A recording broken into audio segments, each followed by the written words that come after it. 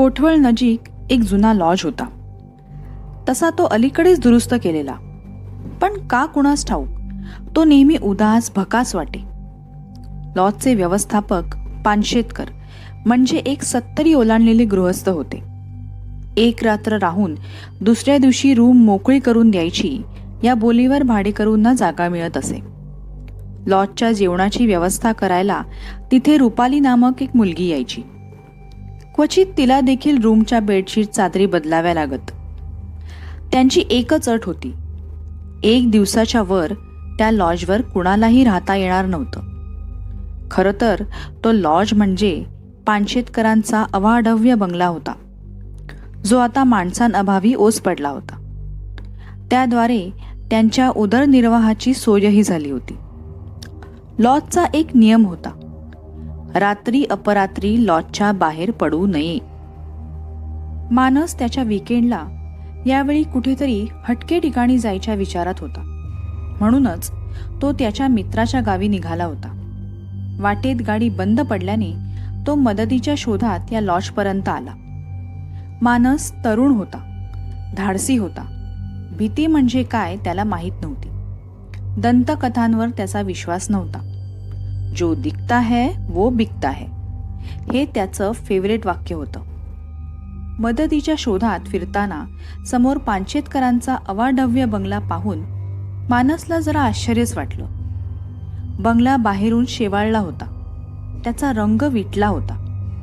बाहेरून पाहता आत शिरण्याची कोणाची हिंमत झाली नसती. मानस काहीशा अनास्थेनेच आत शिरला. आत प्रशस्त हॉल होता. दरवाजाजवळच एक टेबल आणि कोपऱ्यात मंद दिव्यांची संरचना केली होती. टेबला पलीकडे 70च्या आसपासचे गृहस्थ बसले होते. तेच त्या बंगल्याचे मालक पानशेतकर होते. जुजबी चौकशी केल्यावर त्यांनी मानसला वरच्या मजल्यावरची एक खोली दिली. मानसला आज रात्रीपुरता आसरा हवा होता. सकाळी त्याला इथून निघणे भाग होते. पानशेतकरांनी खोली दाखवताच तो शिळ घालतच वर गेला. खोलीत शिरताच त्याने सरळ पलंगावर अंग टाकलं आणि कधी त्याचा डोळा लागला त्याला कळलं देखील नाही. तासाभराने त्याला जाग आली तेव्हा पलंगा शेजारी जेवणाचा डबा ठेवला होता. रुपाली रात्री मानससाठी जेवण घेऊन आली होती. तो जेवेपर्यंत ती रिसेप्शनला पानशेतकरांसोबत बोलत थांबली होती. मानस जेवून झाल्यावर खाली आला. त्याने लॉज बाहेर फिरायला जायची परवानगी मागितली. पानशेतकरांनी त्याला नम्र नकार दर्शवला. रुपाली मात्र खुशीत होती. हे पहा, इथे काही अंतरावर एक तलाव आहे. रात्रीच्या वेळी त्याच्याजवळ जाण्यात धोका आहे. तुम्हाला पटणार नाहीत या गोष्टी, पण विश्वास ठेवा, तिथे जाऊ नका. आजच्या एका दिवसासाठी तुम्हाला तुमच्या रोजच्या सवयींना मुरड घालण्यास काय हरकत आहे?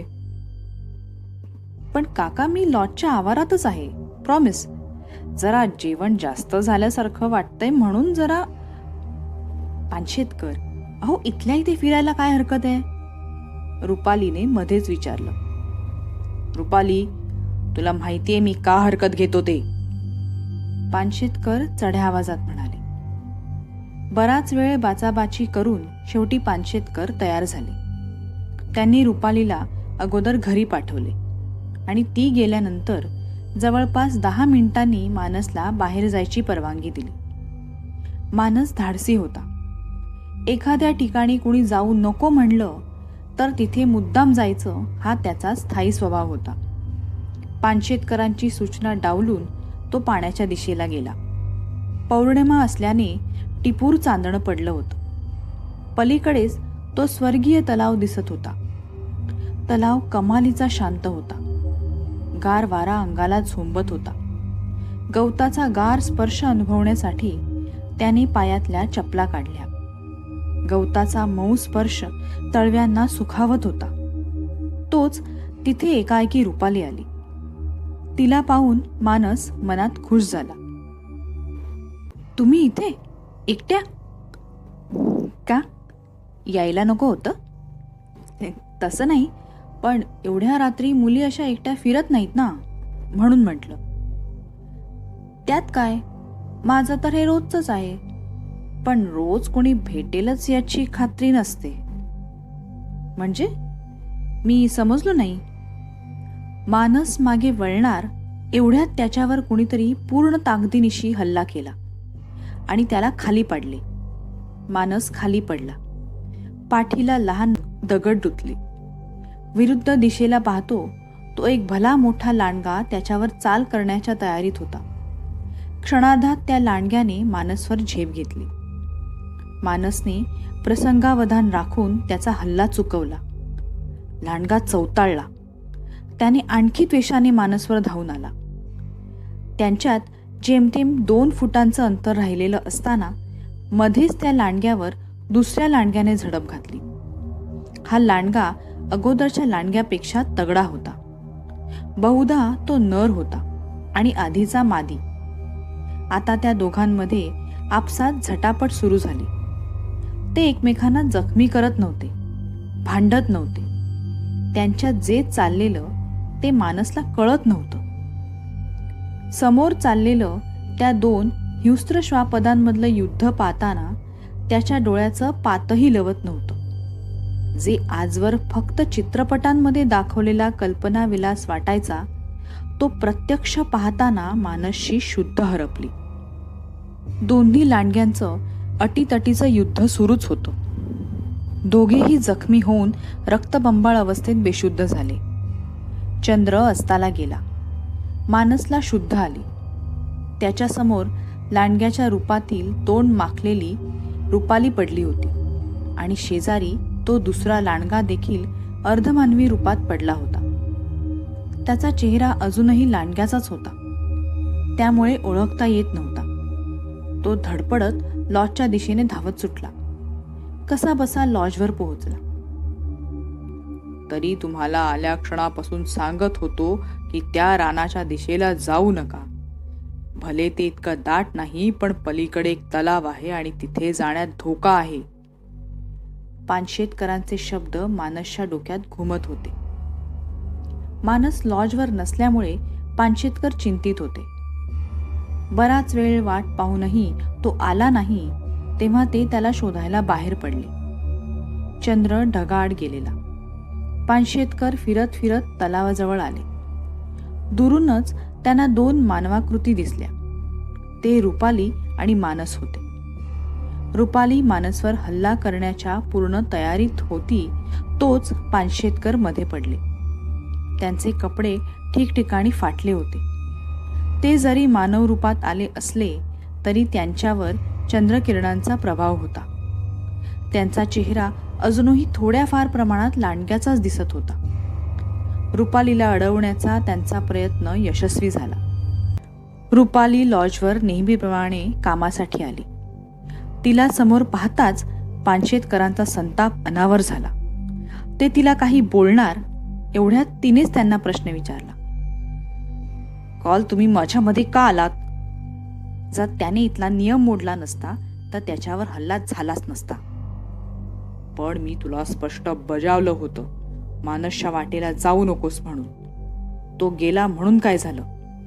माझा शब्द पाळणं तुला भाग आहे. लक्षात ठेव, मी आहे म्हणून तुला रोजच्या रोज सावज मिळतंय, नाहीतर स्वकष्टाने शिकार करावी लागली असती. आता रुपाली ही रागाने बेभान झाली. पण असं काय आहे तरी काय त्या पोरामध्ये? तुम्ही त्याला इथले नियम लागू केलेले नाहीत. त्याच्या फिरण्यावर निर्बंध नाही. त्याला जर माझ्याबद्दल कळलंच आहे तर त्याला जिवंत ठेवून तरी काय उपयोग? इथे कोणी येणार नाही आणि माझं सोडा, तुमचं पोटही भरणार नाही. मग कसं होणार? ते मी तुला वेळ आल्यावर सांगेन. त्याच्या केसालाही धक्का लागलेला मला चालणार नाही. मानस पुन्हा लॉजवर आलाय हे रुपालीला ठाऊक नव्हतं. का कुणास ठाऊक, पण मानस आणि पानशेतकरांची आधीपासून ओळख आहे असं रुपालीला सतत वाटायचं. पानशेतकरांचा मानसवर एवढा जीव का याचं कोडं तिला उलगडत नव्हतं. राहून राहून तिला मानसची आठवण येत होती. त्याच्या रक्ताची चव तिच्या जिभेवर अजूनही रेंगाळत होती. एका भेटीतच तिने मानसची झोप उडवली होती. मानस पुन्हा लाजवर आलेला तो तिच्यासाठीच. रात्री नेहमीच्या वेळेत ती आली नाही तेव्हा त्याची चुळबुळ सुरू झाली. मग खोलीतल्या खोलीत येरझाऱ्या सुरू झाल्या. रुपाली तिचं काम आवरून निघाली. तिला पाहताच पानशेतकर खुर्चीत नसल्याची खात्री करून मानस लॉज बाहेर पडला. हवेत गारवा होता. चंद्र ढगांसोबत पाठशिवणीचा खेळ खेळत होता. नितळ चांदणं पडलं होतं. गवतातल्या पायवाटेवरून चालताना होणारा गवताचा थंडगार स्पर्श सुखावह होता. चालत चालत तो लॉजपासून बराच लांब आला. समोर निळाशार तलाव सुस्तपणे पहुडला होता. ढगाआड गेलेल्या चंद्राचं प्रतिबिंब त्यात पडलं होतं. मघाशी आल्हाददायक वाटणारं दृश्य आता किळसवाणं वाटत होतं. तलावाच्या आसपासची झाडं पहाराला उभ्या राहिलेल्या राक्षसांसारखी भासत होती. मानस आपल्या मागे येतोय हे रुपालीला ठाऊक होतं. चंद्र ढगाआड जाताच ती चपळाई करून त्याच्यासमोर आली. तिला असं अचानक समोर आलेलं पाहून मानसला स्वर्ग 2 बोटे उरला. जसजशी ती मानसकडे येऊ लागली तस तसं तिचं रूप पालटू लागलं. जबडा पुढे येऊ लागला. कान ताठ झाले. डोळ्यांची बुबुळे मोठी झाली आणि अंगावरची लव लांबच लांब वाढली. आणि पाहता पाहता ती एक हिंस्त्र लांडगा बनली. शिकार सापडल्याच्या आनंदात तिने मोठ्याने कोल्लीकोई केली आणि आपला मोर्चा मानसकडे वळवला. तिचं बदललेलं रूप पाहून तो स्तिमित झाला, घाबरला. रुपाली माणसात वावरणारं जंगली श्वापद आहे हे पाहून तो मनातून हादरला. रुपालीला वाटलं मानस घाबरून गलितगात्र होईल व मग त्याला सशासारखं खेळवत मारता येईल. रुपाली हळूहळू पुढे सरकत होती. तसतसा मानस एक एक पाऊल मागे जात होता. सावधपणाचा पवित्रा घेत त्याने मागच्या दाट झाडीत उडी मारली आणि तो पळू लागला. त्याचं अंग क्षणाक्षणाला तापत होतं. कपाळावर घाम साचला. कपडे ओले चिंब झाले. रुपाली त्याच्या मागावरच होती. लांडग्याच्या रूपात तिची भूक दसपट वाढत असे. तिची भूक अनावर झाली होती. मानस जीव मुठीत धरून पळत होता. आता रुपाली अगदी हाकेच्या अंतरावर आलेली. तिने एक मोठी झडप घालून मानसला खाली पाडलं. आपले दोन्ही पंजे त्याच्या पाठीवर दाबून धरले. ती मानसच्या शरीराचा लचका तोडणार एवढ्यात तिला जाणवलं की मानसच्या शरीराचं तापमान प्रचंड वाढलेलं आहे. त्याच्या अंगावरची लव वेगाने वाढते आहे. नख तीक्ष्ण झालीत आणि पाठीला बाक येतोय. रुपाली झटकन बाजूला झाली. मानस हालचाल करू लागला. आता त्याचा चेहरा संपूर्णतः बदलला होता. त्याचं शरीर एखाद्या पूर्ण वाढ झालेल्या लांडग्याप्रमाणे दिसत होतं. झुपकेदार शेपूट आली होती. मानस देखील आपल्यासारखाच आहे हे तिला कळून चुकलं. चंद्रप्रकाशात लांडग्याच्या रूपातला धिप्पाड मानस नजर रोखून उभा होता.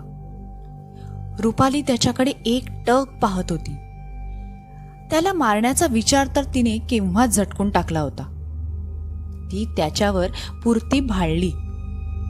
मानसला त्याच्या खऱ्या रूपाचा साक्षात्कार झाला. पण तो रुपालीसारखा हिंस्त्र आणि रक्ताला चटावलेला नव्हता. मानसचा लांडग्याच्या रूपातील अवतार पाहून रुपाली स्तब्ध झाली होती. लॉज बाहेरच्या जगात निव्वळ खरीखुरी माणसं राहतात हा तिचा आजवरचा गैरसमज धुळीला मिळाला होता. आता तिला मानसचा राग येत नव्हता, तर आपल्या सोबतीला कोणीतरी आपल्याच सारखा वन्यजीव आहे या विचाराने ती सुखावली. इकडे पानशेतकर मानसच्या काळजीने अस्वस्थ झाले होते. ते त्याला शोधायला बाहेर पडले होते. मानसला उमजलेलं स्वतःबद्दलचं सत्य न पसणारं होतं. तो त्याच्या नव्या रूपाशी पूर्णतः अनभिज्ञ होता. त्याच्या पोटात भुकेचा डोंब उसळला. इतक्यात जवळच कसलीशी हालचाल जाणवली. मानवी रक्ताचा गंध त्याच्या नाकात शिरला. बेभान होऊन त्याने आवाजाच्या दिशेने झडप घातली आणि एका झडपेतच सावज ठार केले. ते पानशेतकर होते. पानशेतकर मानसमध्ये भावनिकरित्या गुंतले होते. आपल्याच जातीतला कुणी त्रयस्थ आला तरी आपण त्याचं यथोचित स्वागत करतो, तसंच काहीसं हे होतं. त्यांना मानसविषयी आतून एक प्रकारची ओढ निर्माण झाली होती. आता लॉजचा कारभार पाहायला कुणीतरी आपला माणूस आहे अशी त्यांची खात्री पटली. पानशेतकर नरपशु असले तरी त्यांच्या ठायी मायेचा ओलावा होता. नाईलाजाने त्यांना हे पशुत्व आले होते आणि जिवंत राहण्यासाठी त्यांना कुणाला तरी मारणे गरजेचे होते. तरीही ते स्वतःहून कुणाला मारत नसत. ही जबाबदारी त्यांनी सर्वस्वी रुपालीवर सोपवली होती. परंतु का कुणास ठाऊक मानसच्या बाबतीत त्यांची माया काकणभर जास्तच वाटत होती. झाल्या गोष्टीचा रुपालीला तीळमात्रही विषाद वाटला नाही. तिने आणि मानसने यापुढे लॉजवरच राहायचा निर्णय घेतला. एका रात्री एक जोडपं जंगलातला थ्रिलिंग अनुभव घ्यायला मुक्कामासाठी लॉजवर आलं. टेबला पलीकडे बसलेल्या मानसने त्यांचं हसून स्वागत केलं. नमस्कार, मी पानशेतकर. तुमच्या राहण्या खाण्याची उत्तम सोय इथे केली जाईल. ठीक आहे, आम्ही जरा थोडा वेळ पाय मोकळे करायला बाहेर जातो. इथे फिरण्यासाठी म्हणून कोणती चांगली जागा आहे का? आहे ना, इथे जवळच एक तलाव आहे. रात्री तिथला देखावा खूप सुंदर असतो. रुपाली आणि मानस एकमेकांकडे पाहून सूचक हसले.